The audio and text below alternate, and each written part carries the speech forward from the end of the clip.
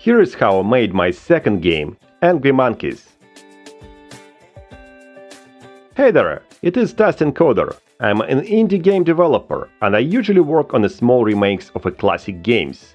And today I'd like to tell you how I made a prototype of a remake of a classic old game, Gorillaz. Gorillaz was an indie game before indie games became a thing. It was written in QBasic of all languages, which was not a real serious programming language, but was like a learning language for kids. Even I started my programming in QBasic something around 30 years ago. The goal of the game was simple. You need to hit the other player with an exploding banana. You specify the angle and velocity, and you need to factor in terrain and wind speed.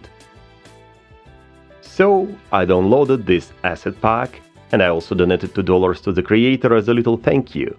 And I made a terrain using tile sets. That's the view I got. Then I created two characters, Bobby and Pinky, and I put them into the room. Instead of bananas, my guys are going to throw apples.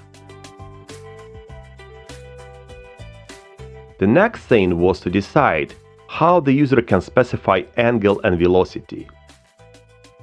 The original game used keyboard tapping, but if I ever decide to port my game to the mobile platforms, typing will be super inconvenient. So I decided to create a simple selection choice. You could choose from 6 angle options, from 10 degrees to 70 degrees, and for the velocity I added 5 possible values.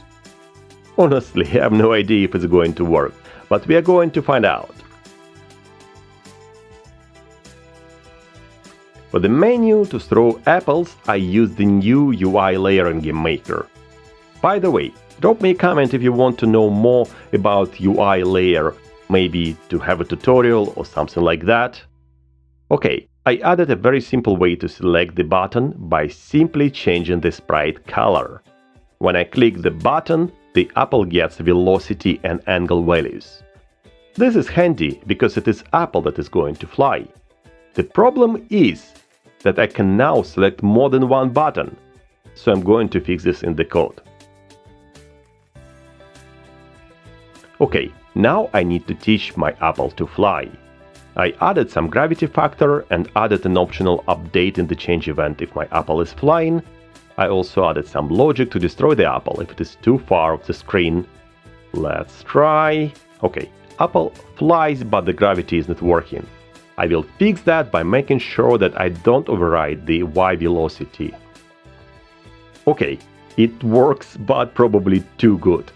I need to play around with values. Yeah, that's better. Then I recreated the apple spawning next to the player.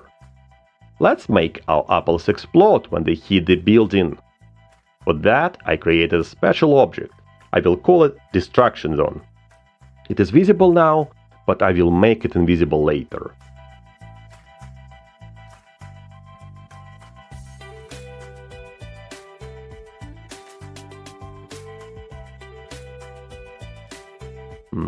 Yes, and let's make Destruction Zone invisible.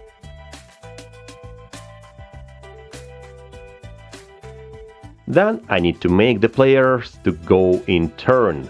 It would not be fair if only the first one could shoot.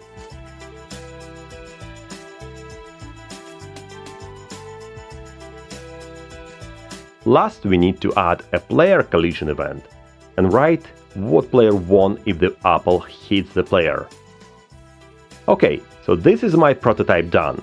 Lots of things I'm missing, so it is not a full game. I don't have any music, no menus, not even a wind.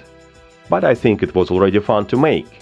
The game isn't playable, so no itch.io link for you, sorry. Like, share, subscribe, you know the drill. See you around!